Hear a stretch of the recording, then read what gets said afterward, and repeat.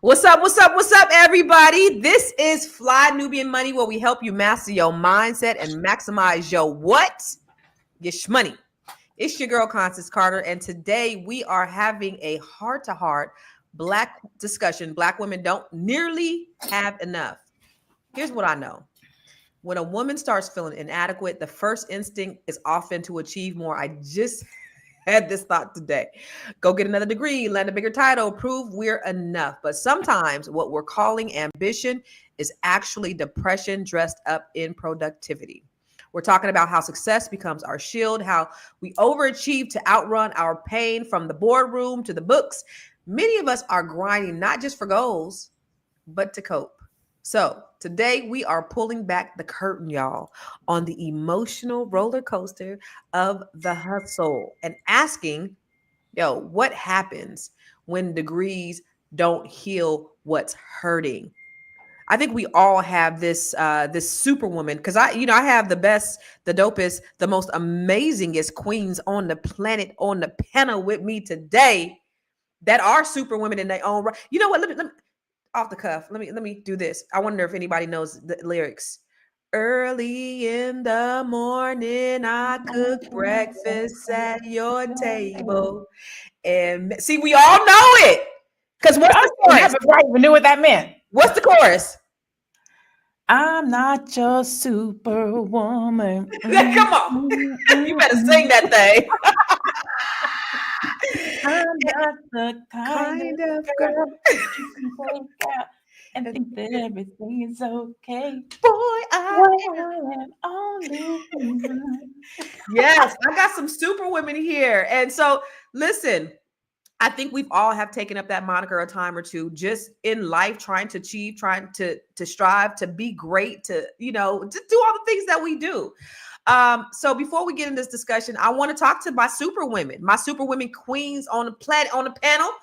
First, we're going to go with the lead singer over here, Dr. Lene Javette. She is the brand your brilliance coach. She is going to show you how to monetize and brand your unique genius. And guess what? She's getting ready to have a conference at the end of this month in a couple of weeks, the Black Power, which I'm excited to be speaking at. And I'm just excited to just see what the impact she's about to do on all the women. So Dr. Lene, what's up? And then we have Miss Therapist, the coach, the instructor, the PhD, the professor, all of the things, Dr. Alicia Watkins. How you doing, lady? All right. And then we have the wealth strategist herself, Miss Aisha. What's up, Miss Aisha? All right. And then last but finally not least, rounding up the rear, the marriage, the money. Wait. Hold on. Let's do it again.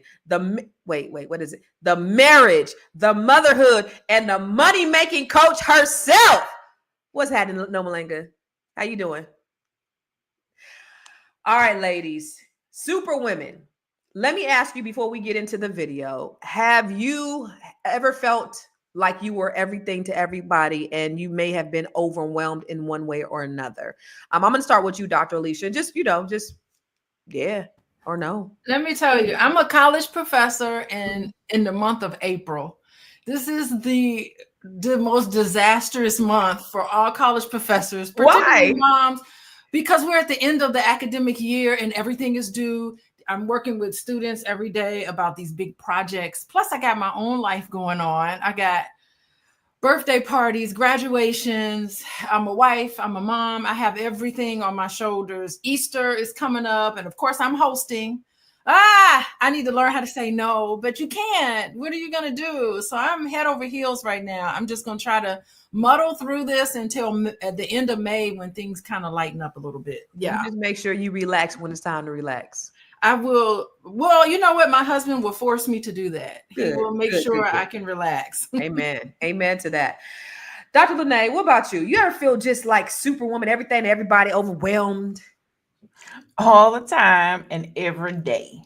I'm working on it though. I'm working on, like Dr. Alicia said, say no, respect my boundaries, and having more work-life harmony, not balance. Because right now I feel like I'm trying to balance everything and I'm failing tremendously.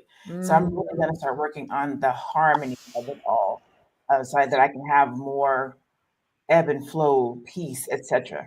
How is the harmony going for you though? Because I know if we try to balance, because balancing never works, and we end up failing, that's like a message that we're telling ourselves when we don't have the balance that we think we should have, but we relish in harmony. And how is that working for you?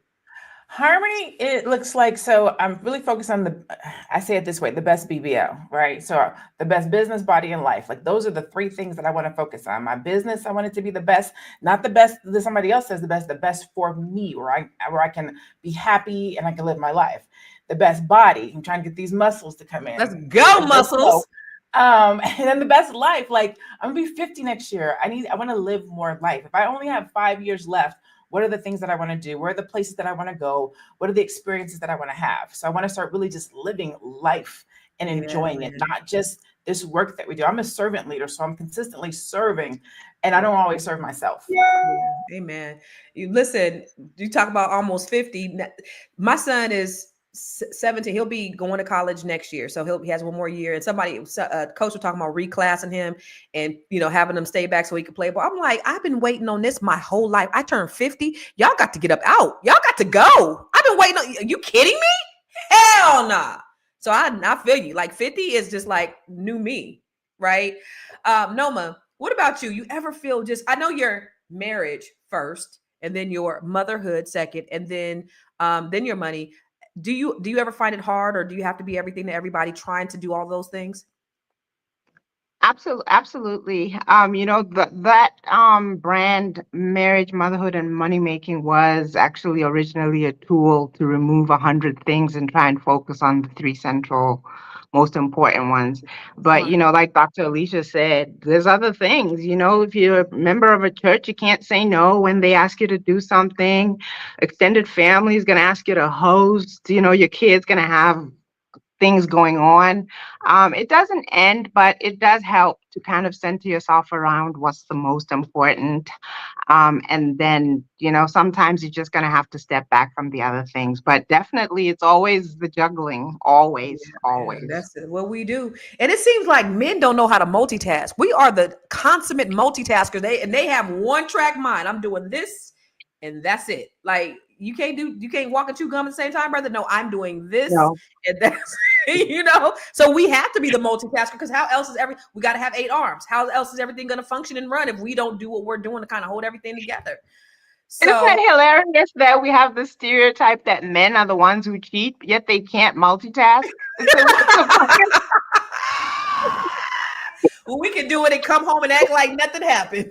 We do it every day. We do it without blinking. You see it every day. Most powerful men are surrounded by women, because the women are the ones that help them keep organized. That's why sometimes you say work husband, but mostly you say a work wife, because your assistant or whomever it is that you turn to in business, that's the person who helps you stay organized, get to your meetings on time, make sure that the people paid you, make sure that you make sure that you have your anniversary gift for your wife, like whatever it is, right? We're gonna make sure that you look good, feel good, you're out here in the streets doing what you're supposed to do. So it's important to have a woman that can do all this, and then to take care of her own family. Listen, there was this white guy, and he's so funny. You got to follow him. I forget his name, but one of the things he said is, he was like, I don't want my woman to be masculine. I don't want her to, have to do all this stuff. He's like, being masculine, being a man is hard. We got to fight. We got to do this. He's like, I just want I want her to be soft. I need her to help me with this. I don't want her to do all. I don't want her to come home and have all the stuff of the day. He was like, you got to deal with taxes. You got to do it. You got to fight people. He's like, I want a woman just to come home to and just rest with. And I'm like, yo, that's the dream right there, right? I'm thinking that's Noma Langa's situation. Is that how it is for you, Noma? Yeah. How old am I? No, I said I think that's your situation. Yeah, I definitely think one of the roles of a husband is to be a gatekeeper from people stressing and overwhelming and doing all kinds of things to his wife. That's definitely one of his most important roles. Yeah, that is true. But I know Aisha needs to go. But I would say when I lived in Guyana, it was like $15. Guyana or Ghana? Guyana, South America. It was $15 to have somebody come clean my whole house. Wow. It was so much. We had drivers. We had 2 drivers. We had a driver during the week, and we had a driver on the weekend and at nights. What a life. Why did you know, come back? so it was, the but third it was world. affordable. Why did you come back? But that's not happening here. Why did you come back? Girl. All right, Aisha, I know that you are a wealth strategist and you help people with their money, and you're a mother and you're a wife and you're all the things. And you have this beautiful house that I see in the background every day. You got the flowers up, like, so you're making sure that everything is perfect. Do you find yourself overwhelmed at times? Sometimes I do find myself overwhelmed, but I try to put in some perspective. I'm a wife first. I'm the mother, even though I'm a professional, but I was raised that way. And I'm a wife first and a mother. So my home, if my husband comes home, he comes to a quiet, loving home so we can really have a good time together, right? It's not about my work. My work to me is secondary. I love what I do and I help families, but no, my family is number one. That's just the way it goes. So yeah. Yeah, man, that is amazing. And if you have a partner that's truly a partner, then it makes your life easy, right? So that shout out to you 3 ladies who have men that are actually partners that make your life easier. Because I heard all of you say that. Alicia, you said he gonna make me relax. He gonna make me sit down. Noma said he's my gatekeeper. He's my protector. And you said that I don't have to do everything. He's going to come and I'm going to make sure that we have a good time and we enjoy each other. And you need that. You need that balance. So I think that's awesome. We're going to go to a break. We're going to come back and then we're going to watch this video and we're going to further discuss. We're going to get that too. It's a good show right here. But I'm biased. If you are just tuning in, you are watching Fly Nubian Money, where we help you master your mindset and maximize your money. My name is Tiara Williams. I'm also known as Miss Black Hollywood, and I'm the proud producer of this show because it is lit. If you want to receive notifications for when we go live Monday through Friday, 1 to 2 p.m. Eastern Standard Time. All you have to do is text the word Queens to 87948. That's Queens to 87948. That's QUEENS to 87948.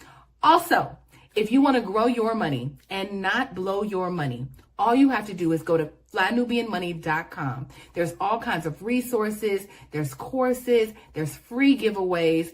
There's just no reason to be broke in 2025. All you have to do is go to flynubianmoney.com. Obviously, you don't want to be entertained here. You want to know enough to grow. Wait, I need to put that on a shirt. You got to know to grow. Got to know to grow. So know and grow with flynubianmoney.com. So as I so rudely got cut off. No, I'm just kidding. What I was saying before we went to the commercial, me and Dr. Lene, we gonna have that too. Right? They didn't want us to get our blessing. I was like, I rebuke it in the name of Jesus. We will get it. You don't want us to be great, Dr. Lene. Listen, let's look at the video and then let's have a discussion around it. But I love what they're saying. And what do you guys think for the women? Y'all super women, have you guys felt overwhelmed having to be everything to everybody? Or are you guys living a soft life like Noma, Aisha, and Dr. Lisa said she ain't living a soft life, but her husband will allow her to relax. But from my vantage point, it looks like Noma Langa and Aisha are living the soft life. Are y'all able to live the soft life like them? Or are you out here trying to be everything to everybody? Chime in on the chat. Let's look at the video. Black women will have depression and then go get a master's degree. Okay, ladies, but can we talk about it? Because while that study, I think, inaccurately depicted why Black men are struggling with education, there's a reason why some of y'all got the degrees that you got. Black women are more likely to engage in high-functioning depression and overachievement as a trauma response. And that's essentially emotional avoidance, where striving for success and being booked and busy is really an escape of emotional pain. Some of us have used education as a path to worthiness and safety. So somewhere along the line, which I will tell you where, we've internalized that achievement means worthiness. And that often stems from childhood neglect, childhood trauma, and even racialized gender expectations. So this overachievement can likely be rooted in the desire to gain safety, control, and validation because we didn't have it earlier in life. And another thing, Black women facing unprocessed emotional pain may very well adopt a hyper-independent and ambitious attitude, but oftentimes it's just a way for us to protect ourselves emotionally. So while some of us are having these aha moments about why men aren't going to college, let's have an aha moment about what led you to getting all these degrees that you got. And why, in spite of all these degrees, you're still struggling in relationships, you're still struggling in friendships, and you're still struggling to take care of yourself. Wow, that's interesting. I mean, I can't relate to that because my striving has been based upon finances, and that's it. That's all. I ain't never try to prove nothing to nobody. These kids got to eat, and I got work to do. That's been it for me. So that's interesting, and I can't wait for you to break that down and therapize it for us, Dr. Alicia, because that's interesting. I mean, I'm sure that's obviously what some people think or how some people live, and y'all know I don't have a degree. I got the PhD, the public high school diploma. So that's as far as I've went. I do, am an overachiever, but that's simply because, just like you said, Dr. Lene, I'm a servant leader. I lead. So that's who I am. That's my purpose. That's what I do. But mine's not rooted in the idea of me having to, prove anything to anybody. It's the bills. It's the legacy. It's the kids. It's all of those things. It's eating. It's living a good life. All those things for me. But that's my experience. That's not everybody's experience. So I'm going to ask you, Aisha, have you experienced anything like that? Or do you know anyone who's perhaps experienced, that type of, the need for validation through education? Unfortunately, yes, I have met a few people that are like that, but for the most part, the women that I surround myself with are women are mostly like me, where though we have our degrees, but we still believe that we're a housewife first. We're mothers. That's our mindset. And a lot of my friends that actually, when we had our babies when they were young, master's degrees, some of them have their, PhD, but we all stopped working. We stayed home for like 11 years to raise our kids. Amazing. So we had the opportunity. So I haven't had the chance to really spend time with some of my friends that I know went to school over and over again. Even my family, I have two of them that, have their master's degree, PhD, and they're still single. But that's because I felt, why you keep going to school? You need to stop but they want to go to school and achieve more and more. And I feel bad because I think that affected them because now they're, they're single, but they got degrees. Them degrees keeping them warm at night. Damn. Noma, wait, first of all, Aisha, where are you originally from? Nigeria. So are the women that you're around Nigerian? In America, a mixture. I have Nigerian friends and I also have Caucasian friends that, we just raise our kids together as a community. Yeah, and my church group as well. So it's a dynamic group of women, not just one race of women. It's a dynamic group. But I have also, my friends that are from Nigeria. Nigerians are, we believe in education. It is like part of our identity. We want to have, but we still know that we're a housewife. We just know that's part of the way we're raised, and we want a man that will take care of us. We want to be where, I'm contributing, but my stuff are my stuff. You are the provider of the family. It's just the way, just the way. That's just the way I was raised. I can't think anyway different. But I understand other people's life, but my life is not like that. It's centered around family and making sure that my family has what they need, and I'm there for them, and I relax. Like this morning, I had a great time. I just had coffee, went outside. That's just the way I want my life to be. And it's always been that way even when I was a kid. Yeah, that's beautiful. I love that for you. Noma, that's interesting because I remember last week, I think Dr. Lene said something about it being cultural. And you were like, well, not really, because in Botswana, the women are not like that. So it's not a cultural thing, right? So our women are not like that in Botswana? You're muted, sweetheart. Oh, sorry about that. I was saying, no, actually, the first group of women that I met who could entertain the idea of quitting their high-powered careers, jobs, and all of that, and just surrendering to this life of putting family first, being home, and all of that, those were African-American women, all of them. And even when I was younger in my 20s, I had reached a point where I had seen too much negativity where relationships and marriage were concerned. And I actually used to have this negativity of, I can't be bothered to do this. I'd rather be alone. And part of it was because I just had seen too much negativity. But I got around a bunch of African-American women who were married. They were soft. They were sweet. They had wonderful husbands. And I thought, oh, wow, there's another life, Wow. And then the idea marinated, and I got married in my mid-20s. But no, it's not just cultural. There are women who are raised in our culture, according to our culture, who will put marriage first, even if they work or they have careers or whatever. Family is certainly a very strong trait that I find most Africans that I know put family first, no matter what you're doing. Even if you're getting your education and everything, family always comes first. My experience of living in the first world in America. I moved to the US when I was only 19 years old. My experience was just a lot more individualistic, and you don't have as much family support. And I tried that, and it was awful. Trying to be what I thought you had to be as a wife and a mother full time, and then trying to balance it with being somehow high powered professional sales executive, all of that. And I finally retired in my mid 30s, as a tenure track professor. And I to this day, I don't know how women do it. I don't think, yeah, I don't We think ain't it's supposed to be possible. doing it. I just don't think it's possible to be your best at everything all at the same time. That's the way I'll put it. Yeah, there's just no way. It's impossible. You're going to fail miserably in some parts and excel in others. And I just don't think you should put yourself through that. Yeah. No, I mean, that makes sense because that goes back to what Dr. Lene said. Like, yeah, I can't balance everything because I'm not going to be, something's going to lack. I have just to make sure that there's harmony there and do the best that I can. And we got to do the best we can with the cards that we're given, at the end of the day. Like, if we don't have a good, strong man like the two of you or the three of you do, then we have to, what we going to do? Not do? What we going to do? What we You have going to get one. Yeah, well, I mean, but we just can't have anybody. I can't have anybody up in this house. So we also have to be very selective on who we have. Listen, it ain't. I'm sure it's not a problem for Dr. Lene to get a man, or it's not a problem for me. But it's just the right one. The right one. Yeah, it's the right one. On the right one.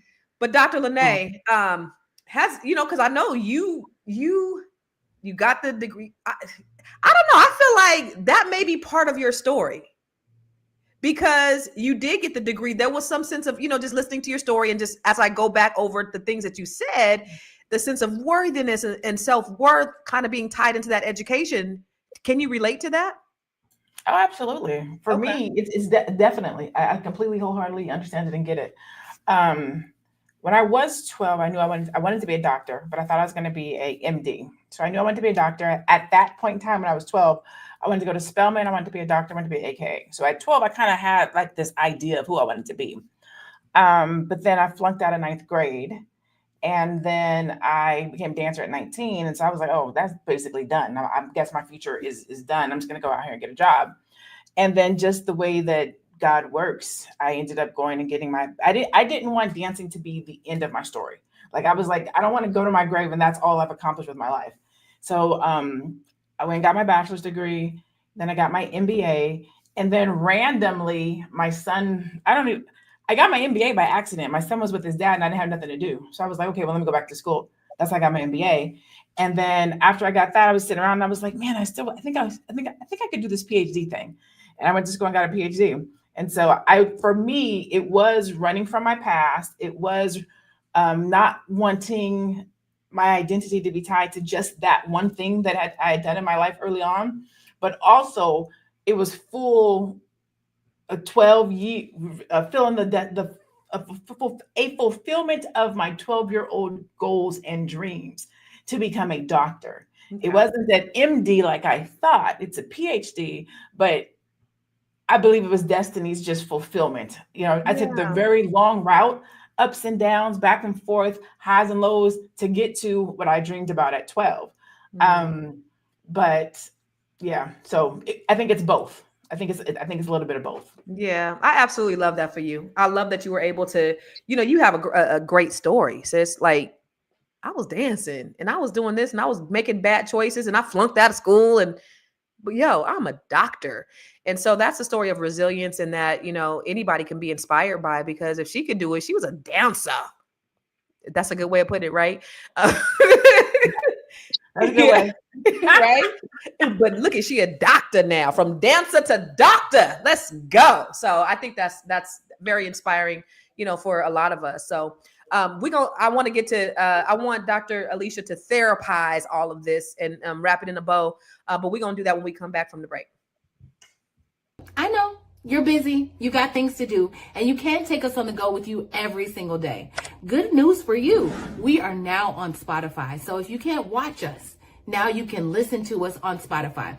Search Fly Nubian Money and all the episodes shall appear. All you have to do is like, subscribe, leave a 5-star rating, leave some comments, tell people how you love us so that when other people come along and are looking for a great show to watch, they can find Fly Nubian Money too. One last thing, and just in case you've been sitting under a rock, Fly Nubian Money now has an investment club. We are the Fly Nubian Money Club. It's easy. All you have to do is go to flynubianmoneyclub.com, and I am committed to bringing in top experts from all industries to help you level up. They're teaching us the skills that we need to compete in this market.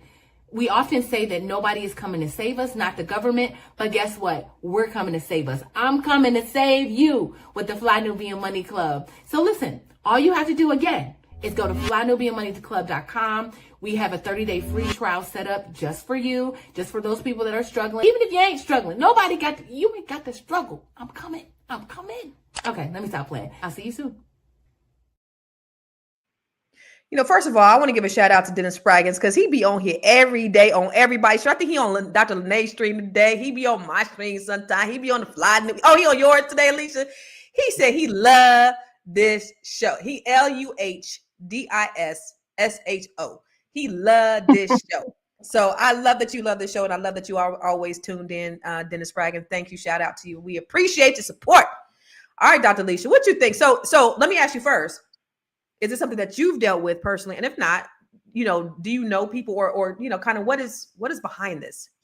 Well, yeah, I'm not going to talk about personally. I mean, it's a two-way street. It's not like I'm thinking about marriage and motherhood and money, all of that first. I mean, my husband does as well. Like if I can't do all of this by myself. I never once said I can handle it all alone. So I always ask for help. I'm conscious of the fact that all of us are busy.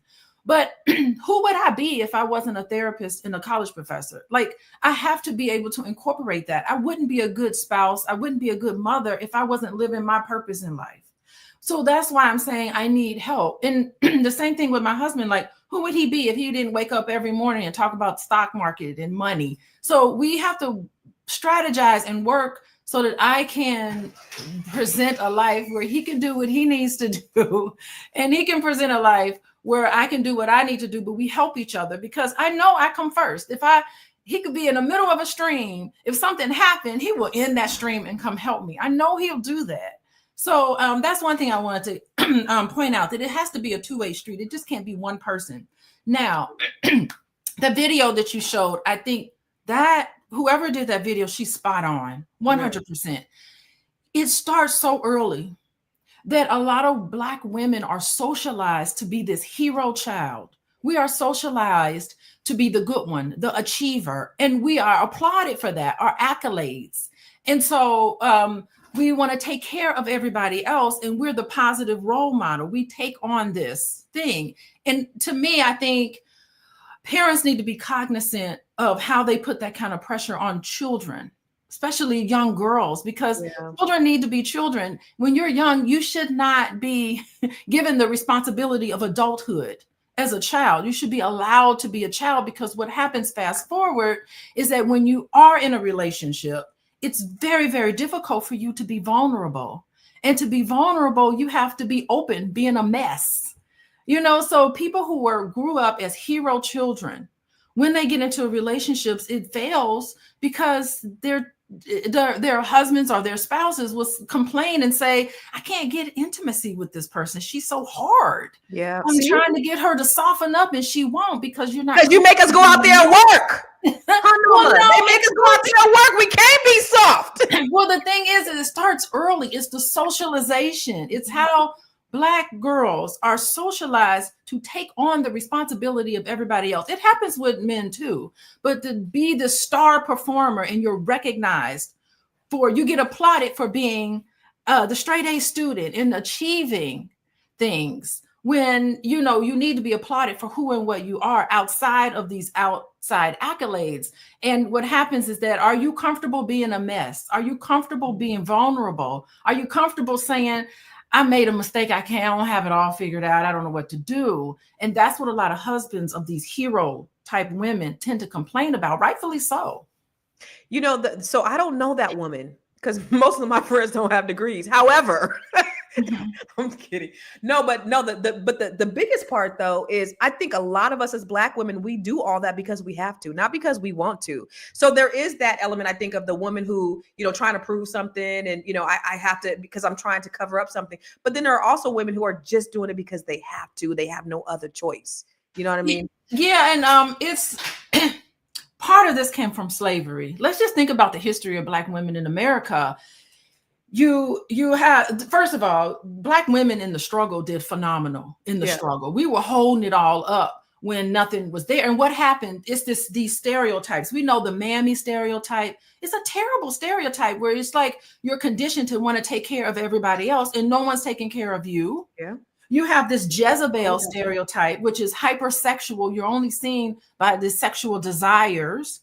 And then you have this angry Black woman, when a lot of times Black women, it's the most compassionate thing you could do for a Black woman is to allow her to be upset, because there's many different things to be angry about. If you're a Black woman in America, you should be allowed to have some anger, but to pathologize human emotion, such as anger, is horrible to do to a group of people. And then what happens? We're fighting against all of this, and then we become the superwoman. It's a survival mechanism. I'm becoming a superwoman because I'm not going to be the mammy. I'm not going to be the Jezebel. I'm not going to be the angry Black woman. I'm going to hold it all together and do all of these wonderful things to be a superwoman in perfection. So it is a way to counter some of these negative stereotypes to be perfect. It's a counter measure. It's a counter message saying I'm perfect. I'm doing it all, in spite of these stereotypes that are placed upon me. But to that, here's what we do know as Black women, and this is what y'all, come on, y'all, I know y'all know, we got to run faster, jump higher, work harder, do all those things just to be in the game. And it's exhausting. It is exhausting. It's freaking, you know, I built this great real estate company, the large Black-owned real estate firm in California. I had to make sure that my shit was excellent all the time just so I could be good. You know what I'm saying? Certain people wouldn't come work for me. My office was beautiful. Had an office on the water, had another office, beautiful office, made sure that when you came in there, you felt this great energy and synergy, all the things, right? Affirmations on the wall. It's beautiful, very modern, very, you know, high tech, all that stuff. But people still wouldn't come and do business with us simply because we're Black. So you had to walk in, you know, we always, and I made sure that, you know, that's how I taught the people who work for me, is that we always got to operate in excellence at all time. We ain't running no businesses. We running a business up in here. And so that's just what we have to do as Black women. We have to operate in excellence at all time. And that shit is exhausting. It is exhausting. What is it saying? We got to work twice as hard to get half as far. It is what it is, right? So you think about somebody just a white male doing the same thing as you or me. How much quicker will they make that million than we? They're going to make that million probably maybe 10 years before we make our first million, right? Because they have access to things that we don't have access to. I mean, it's tough. We do it because we got to do it. But, you know, we also we want to be soft, because somebody said, you know, word of advice, ladies, you know, you might make that money. What do you say? Lawrence, word of advice, ladies, it's cool making money and getting degrees, but learn when to turn on the boss chick and learn when to turn it off. Men that are providers are attracted to a woman. We want to be feminine. I don't want to be a man. I don't want to be masculine. I don't want to do this shit. Shit's hard. Constance masculinely saying, I don't want to do that. Listen, I had to get this aggression. I had to live in this. I want to be soft. I want to live the soft life. I want to be able to make my man coffee. You know what I'm saying? And just, you know, just come home and let's watch Netflix. I want to do that shit too. Let's look at the other video. I'm getting red and stuff. Let's watch the other video. Why does high functioning depression go unnoticed in Black women? Because we tend to mask our emotions, we mask our feelings through caretaking of other people, through perfectionism, through doing tasks, through staying busy, all in avoidance to being vulnerable. Because In our culture, a Black woman being vulnerable or having space for feelings is seen as a weakness or even as failure. And so we've learned to mask those emotions in doing these activities and staying busy and taking care of everyone else but ourselves, right? And so some things to help you start dealing and coping with not doing this anymore, right? And being able to deal with depression. Let's unmask some of the feelings. Some of us need to go to therapy. We know that. But even in journaling, we don't realize how powerful journaling can be, or voice recording yourself, allowing yourself to release some of the thoughts and not your tasks, not your accomplishments, but how you are actually feeling, releasing those things from yourself, right?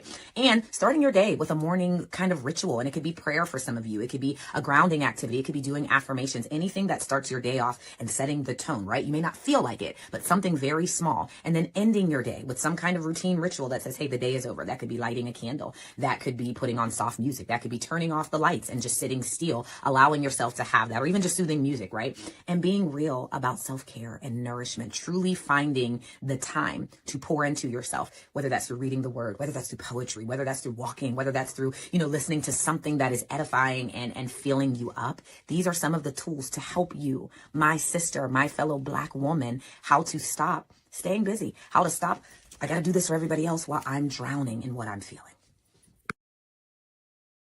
That's interesting. Dr. Lene, do you, because you are this high-powered, brand your brilliance boss babe, do you find it hard for you to have some level of vulnerability? Because I know, you had been single prior to this relationship, and you just working and you hustling and you grinding and I'm getting that degree and I'm getting that PhD and I'm building my business. I'm doing all this stuff. And do you find it hard to be vulnerable?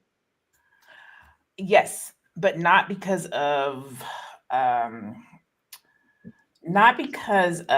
accolades and who I am in that regard. The vulnerability more so comes from youthful, low self-esteem, lacking of value, promiscuity, right? I've told you guys before, my sixth grade boyfriend, my first little boyfriend in sixth grade used to call me BB and you, big, black, and ugly. Yeah, so we still got to jump him. We still got to jump that. Right. So I'm out the gates like, okay, I'm not going to be very vulnerable. I'm already hurt from a very young age. So I'm super, super, super protective of myself. And I'm shy, right? So when people see me or meet me when I'm younger, I'm under the impression that I'm not cute and I'm shy. So I look down a lot. I don't make a lot of eye contact. And then I get the reputation of being a bitch. So I'm all of these things. I have low self-esteem. You know what I'm saying? So I'm super guarded and protective of myself because the people don't know me. But once you know me, you'll be like, oh, so, and I'm an introvert. People don't believe that because they see me today. Like, I'm still an introvert today. I'm still shy today, right now. What's today? Tuesday, April 15th. Still an introvert, still shy. But I'm an extroverted introvert. So I can get on here, I can talk, I can teach, I can get on stage, I can do all the things that I do. But when we're done, I'm by myself. I'm a loner as well. Okay. People don't get that part. But yeah, like it takes a lot to get me to lower my guard and let somebody in because I've been put out there too much. And I'm super, super soft and I'm super, super sensitive and I'm super feminine in a way that is opposite of what people think I am or who people think I am. So unless somebody gets to know me, they won't know that. They'll think I am the CEO boss that they see online. But if somebody gets to know me, they'll know I'm a geek, I'm a nerd, funny as hell, super laid back, super emotional, but you have to know me to know all that about me. So what do you do for self-care? Because she talked about that part. So you have all of these things and these barriers and these walls and all the, the insecurities and the things that have packed on over the years. What's that self-care thing that you do? For me, oh man, what do I do? So I had to tell myself that going to get my nails done is not self-care. Like taking my hair done, my nails done, and like that's not self-care, Lene. So now I go and get massages. I take a trip. I'll take myself on a drive by myself. I take myself out to dinner. I'll go to the movies. Like I just do stuff to spend time with me. I check in with myself. I'll sit on my patio and I'll drink some coffee or some tea. And I just look at the stars and I just talk to God. Like, where am I at? How am I doing right now? I'm into stretching. I told you I'm gonna be 50 next year. So when I get up in the morning, my new ritual right now is stretching. Oh my God. It's a beautiful thing to stretch in the morning. I know I'm getting old, but I can see myself going past my toes and I can almost bend over and put my hands flat down. Like I'm loving just stretching and talking to myself in the morning and breathing.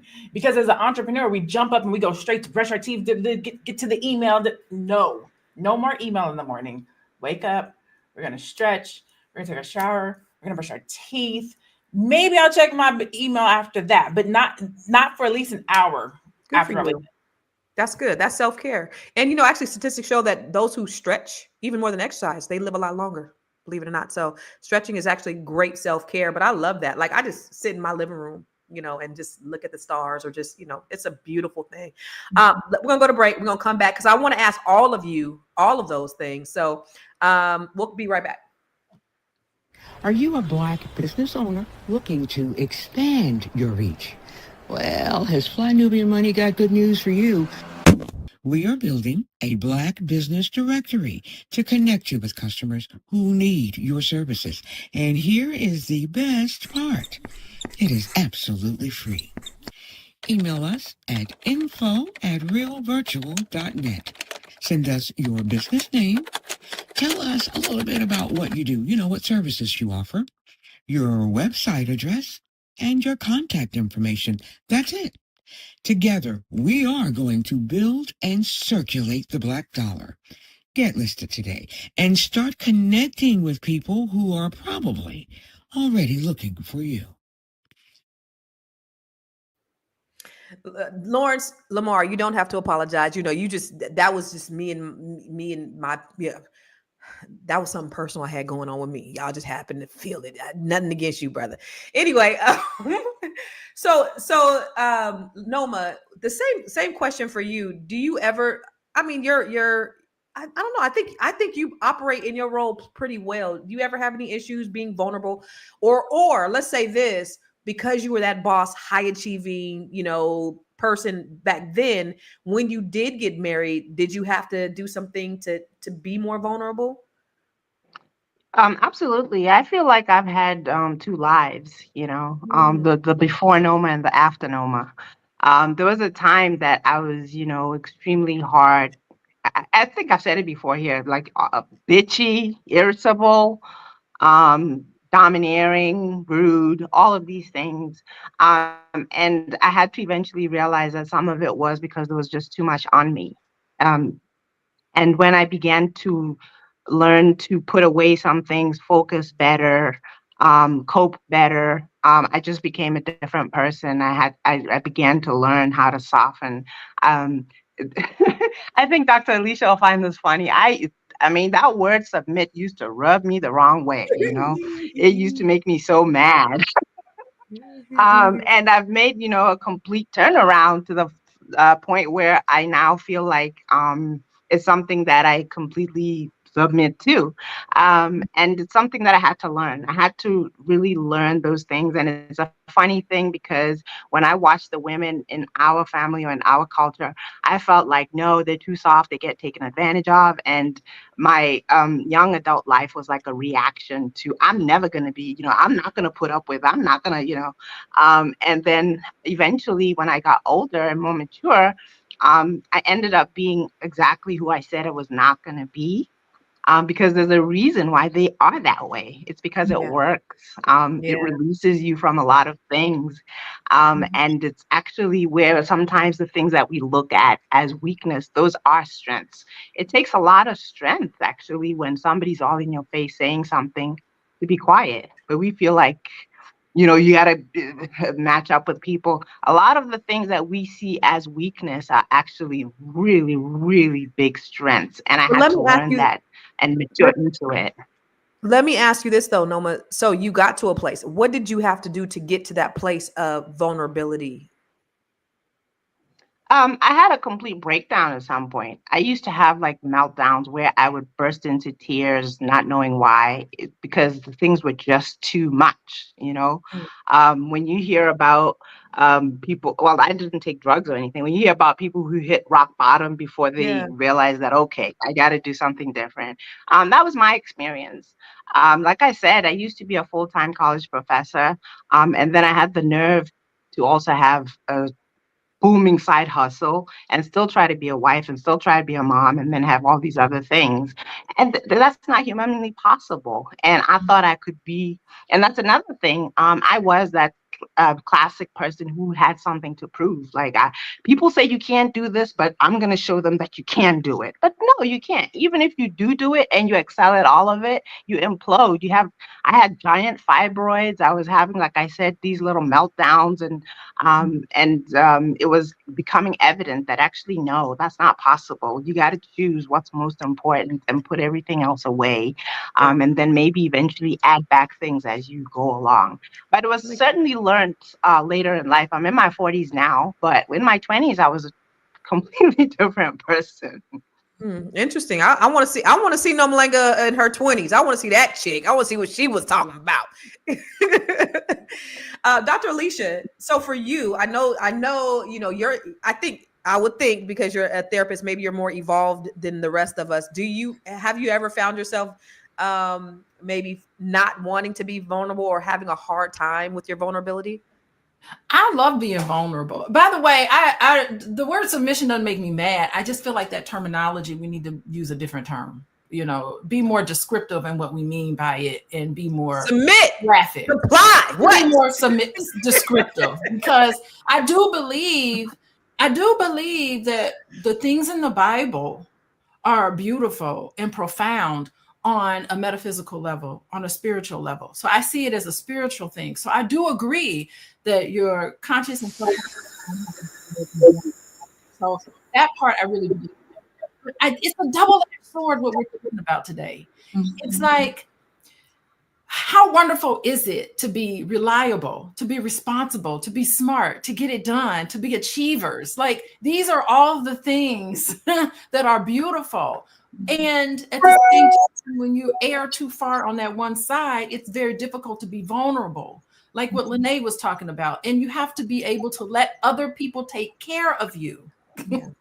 And so that is where you just need to think about that. Don't avoid intimacy. Don't avoid people, relaxing, and don't feel guilty for participating in self-care.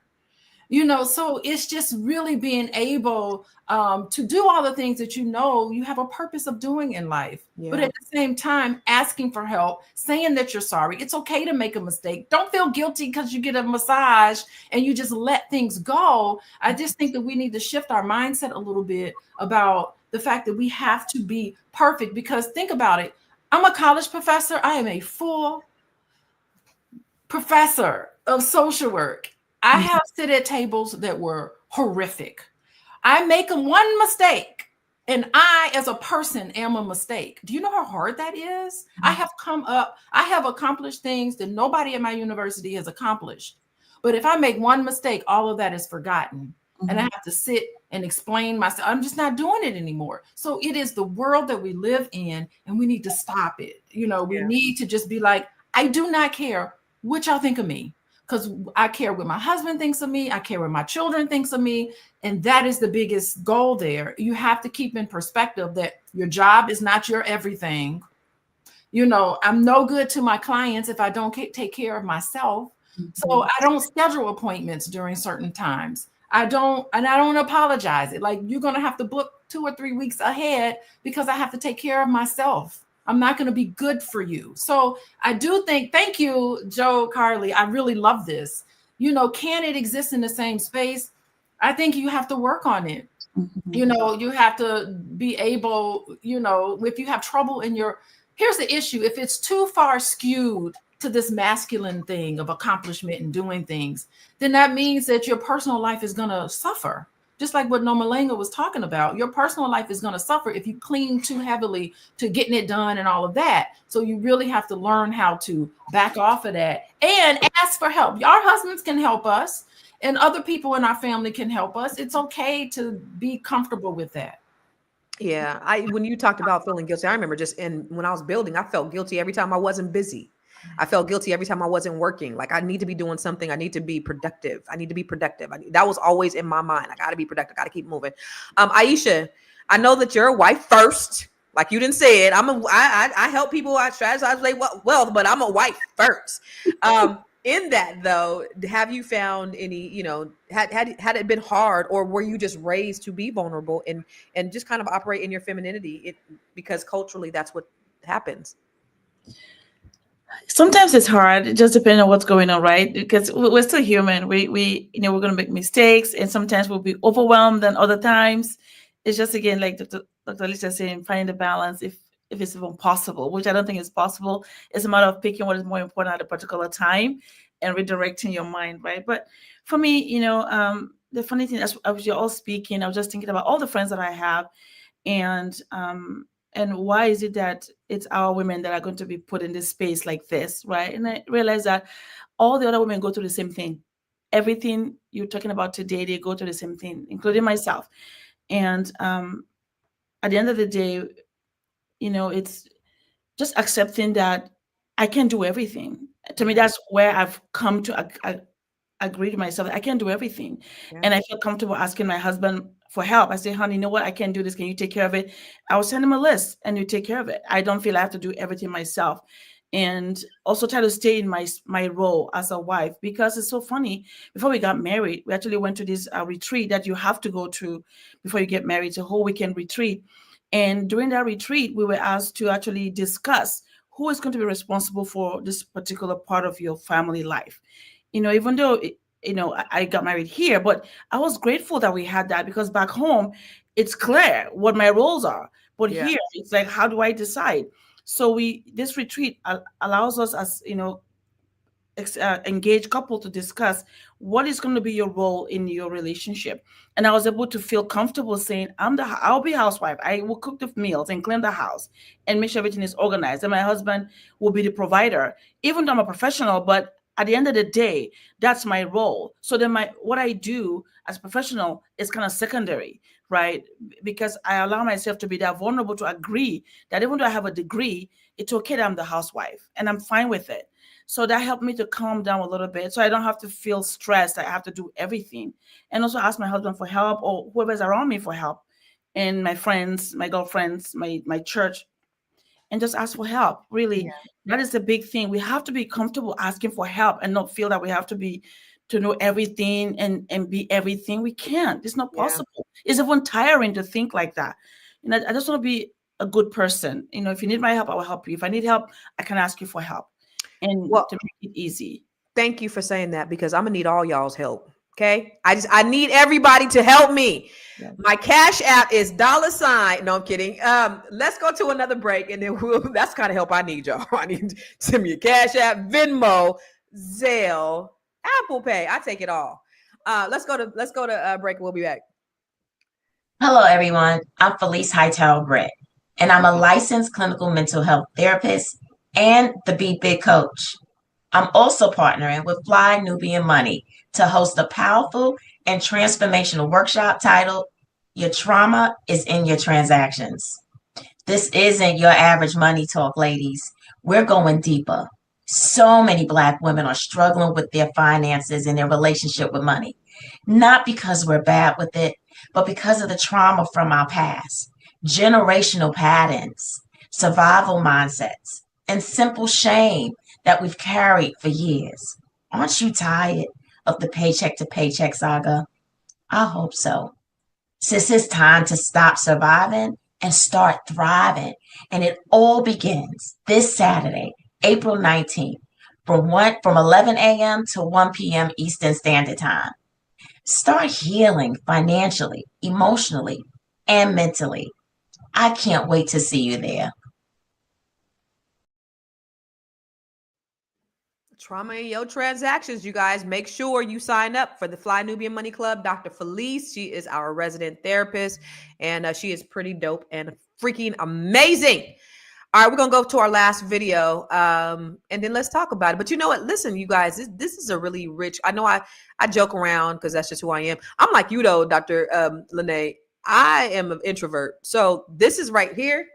But then in person, I'd be like somewhere in the corner, and they're like, wait a minute, but it's, you know how to turn on, turn off. I mean, when we're done, I want to be in the corner somewhere and talking to nobody. So I get it. But let's look at the last video. But this has been such a rich conversation. I love having these engaging conversations with such brilliant women and brilliant minds coming from different perspectives, clearly from different cultures all over the world, the Black diaspora. It's a beautiful thing. So this is great. I'm loving this. Let's look at this last video. We are not crazy. NYU has just done a study that showed that depression appears differently in Black women, which is why it is often very hard to catch. And here are some of the symptoms that we exhibit that may not show up in other people. So on top of your regular depressive symptoms, Black women, they found, often show things like fatigue, insomnia, decreased libido, and then on top of that, self-blame and self-hate. And that was one of the things when they did a couple controlled studies, they found to be the marked difference is that while most people with depression feel that hopelessness and that loss of motivation, Black women on top of that feel self-blame and self-hate. So not only are you suffering from the depression, but then you have kind of a self-imposed and internalized blaming going on and shaming yourself and being angry with yourself for experiencing the depression, which can make it feel like an even heavier blanket than it already is. And one of the other things I found interesting about the study is that it also reported that depression can show up as irritability in Black women. We know from a previous video that I did and some other research that anxiety can show up that way for us too. And also I found this interesting. They found that Black women with depression exhibited an inability to experience pleasure more than other races of women in the study. And I found that very, very interesting because I'm not here to get up in your business, but I talked to a lot of Black women, and a lot of women are disconnected from their sexuality in the way that they don't feel like they're fully able to experience pleasure in the way they should be. And I find it interesting that this study has linked that to depression. And I also think it's interesting because you probably have heard, as many of us have talking to our girlfriends, women in long-term relationships where, oh, she's always tired, she never wants to sleep with me, and it becomes a relationship issue when that could actually be a symptom of depression. So I love that we're starting to get some backing and some representation in psychological studies, because I do believe that Black women have a different level of need. And maybe it's not a different level of need, we need specific care. And wow. So I was like, okay, at first I was thinking, yo, I may have been depressed because, I was sleepy. But then she said lack of libido. And I was like, yeah, no, that ain't me. I ain't depressed, dog. So I don't know nothing about it. I guess I'm good. We good. We Gucci over here. So anyway, Aisha, let's give your final thought based upon what she said. I don't know. What do you think? What are your final thoughts? And we're going to get out of here. Final thought and what I thought, for the video, when she was speaking, I saw the video. What I didn't accept when she said Black women have self-hate. Hate for what? No, we don't hate ourselves. Maybe that's what the study is saying, but I refuse to accept that we hate ourselves. Maybe we don't like a particular thing about what we're doing that we don't like. That's fine, but we don't hate ourselves. I think that we should, if that is true, we should stop it, because no. We are made in the image of God, and hate of self should not even be part of how we think about ourselves. We may like something that we don't have, but the idea that we hate ourselves, I'm sorry, I don't want that to be something that is associated with us as women, and as human beings. I don't want that. But I appreciate the what she was saying, and yes, if you're overtired and you're working all day long, you're going to have low libido. I don't care who you are, whether you're Black, it doesn't matter. So let's be realistic here. If a woman is overworked, she's gone to work all day, she comes home and do all the work again, of course she's going to have low libido. So the goal is, how can we help her get less on her plate so that she can actually enjoy being with her husband or her family members, right? That's how what should be focusing on. And where can you find me? You can find me at the Black Business School. I'm one of the coaches there. I specialize in insurance and retirement planning. So just hit me up there. I am ready to help and support our sisters and our brothers as well, because we can do it. We can do it. Yeah, good stuff. I agree. I think for a lot of Black women, we love the hell out of ourselves, right? We have some self-esteem like a mug. Now, maybe we may not think that we deserve certain things. So we may have a sense of like, maybe I don't deserve it, but I know we be having some self-esteem. Like, we believe in ourselves. We believe in God. We believe we are the shit. But we just may not believe that we actually deserve some things. So that's definitely interesting. Dr. Alicia, what do you think about what she said? Therapize us and give your final thoughts on that. No, what she says again makes perfect sense. I think we internalize our mistakes as if we are mistakes. So we're internalizing some of these messages that we're getting. We blame ourselves for failure, and we're not looking at the entire picture. There's a whole system in the world that we all live in. And as a social worker, I do help a lot of women deconstruct some of that. Yeah, some of it might be you, but some of it could be the system that we're in. Listen, Black women, it's time for us to take off our capes. And we need to start realizing that Black does crack, but it cracks from within on and out. And we just can't live up to these high standards. And just know that you're not alone. If anything from this conversation today, all of us are all in the same boat, experiencing some of the same things. Please take your self-care seriously and try not to feel guilty about it. This is time for you to carve out what you need for yourself so you can be who you can be for your family. Everybody, please follow me on Instagram, Coaching with Dr. Alicia. You can contact me there at my website, Coaching with Dr. Alicia. Okay. So I want to say to freedom. I'm not going to tell you to go to hell, but I'm going to tell you to go to hell. Noma, ain't nobody doing no polygamy shit. Out of here with that bull. Noma, what do you think about what she said, and what are your final thoughts? I think there is also some validity to it. One of the things that I was thinking is that when we blame ourselves or we're hard on ourselves, it's sometimes because it's the image that society has of us. So as you develop and evolve as a woman, it's important for you to come into yourself, love yourself, accept yourself. Little nugget here. I remember the first time I cut my hair, I was terrified because I didn't know how it would look. But then I just kind of thought to myself, well, you know what? This is a challenge. Can you love yourself? No matter what, without the hair, without the braids or whatever else it is. And then when you can do that, then you've kind of move closer to that self-acceptance and that self-love, and that's a good place to start. Then the second thing that I did want to say is it is important to understand what your priorities are and don't feel guilty about giving everything that you have or most of what you have to what's important to you and what you value, and also taking care of yourself. I think it's very, very important to have a good support system.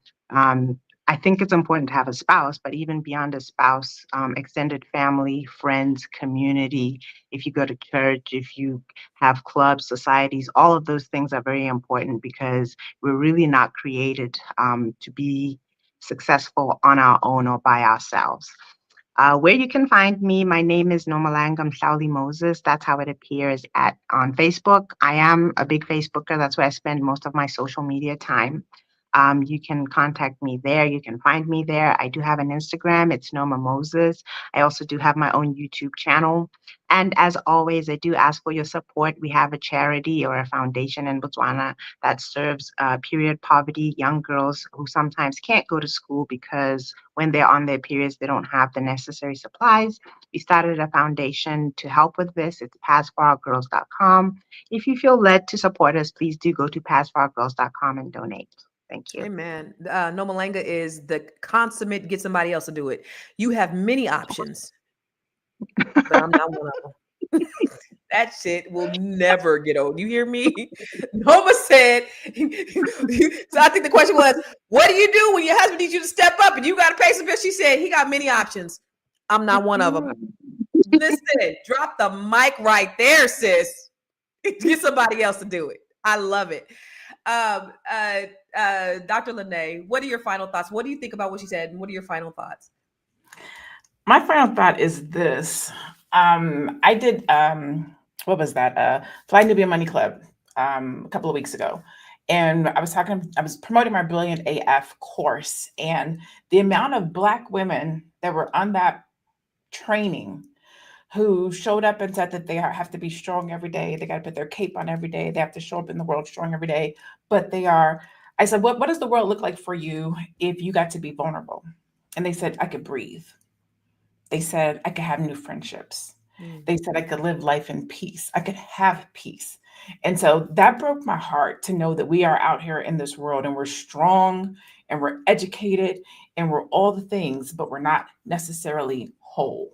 We're not necessarily happy. We're not necessarily thriving. We're not necessarily living our best life, but we're strong and we're broadcasting strength. Somebody asked up here earlier, what's wrong with being strong? Nothing is wrong with being strong as long as you also get to be soft.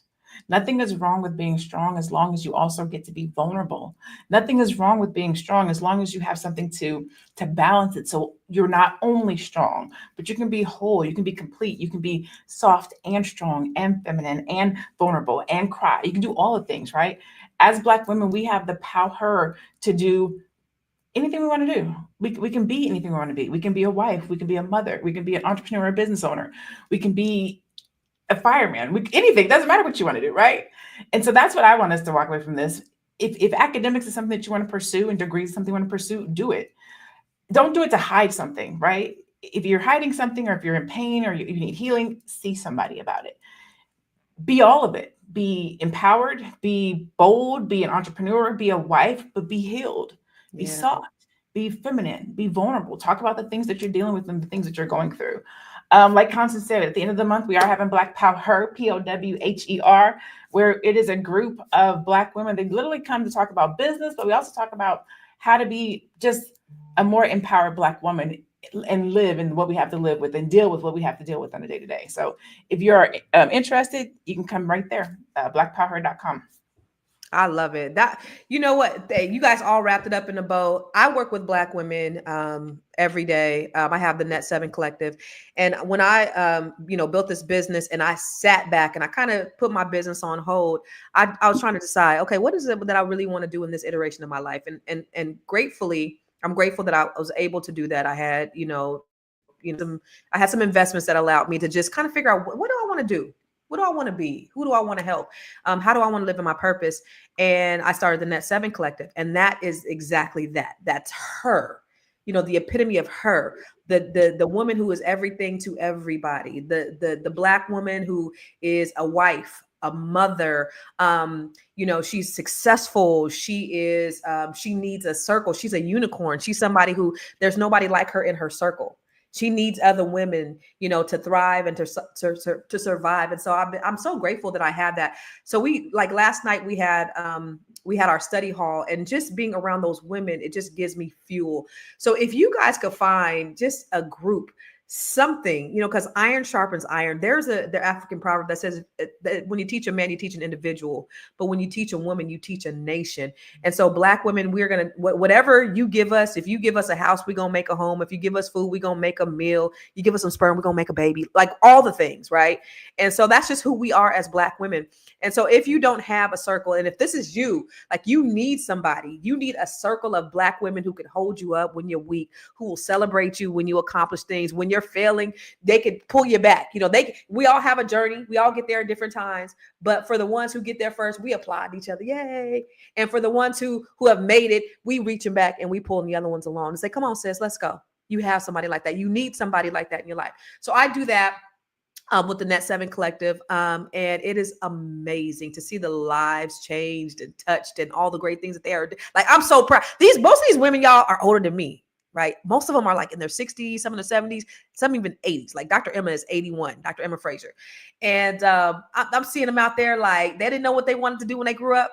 And now they're like doing the stuff that I'm telling them to do, and they're killing it. And I'm just like, I'm like a proud mama to the mamas, right? So it's a beautiful thing. So if you're interested in the Net 7 Collective, go to bookwithconstance.com and book a call with me. Let's talk about it and see if you would be a good fit for our community, because it is all of that. You have that support because we are all those women. We are all of that. So let me end with this, y'all. Let me end with this. At the end of the day, success should feel like freedom. Okay. It should not feel like pressure. If the pursuit of a degree, a title, or a salary is costing you your peace, it might be time to reevaluate that price. You are not your resume, sis. You are worthy of love. You're worthy of healing and joy, and simply because you exist. So let's stop grinding just to prove that we are enough and start growing, because we already are. So thank you guys for tuning into the Fly Nubian Money. Really quick, I want to just take a look at some stats before we head on out, because I want to leave you with this. Black women often show signs of high functioning depression, overachieving perfectionism, and using success to mask pain. We got to let that go. We got to throw that away. Okay. A UNC study found that Black women who experienced significant disadvantages early in life had a 34% higher risk of depression, regardless of later success. We got to throw that away. We need to get around a circle of women who can help us. And then the cultural expectation for Black women to be strong and self-reliant leads to emotional suppression and using success as a mask. You need a circle of sisters that can undergird you. Get with somebody that can undergird you. Get your sisters. I know your husbands is great. I look at all these married women up here. Your husbands are great, but you need a circle of sisters that can help to undergird you to get you to the next, help get you to the next level. All right. We're going to see you tomorrow. Same bat time, same bat channel. We appreciate y'all. Peace. See you, ladies.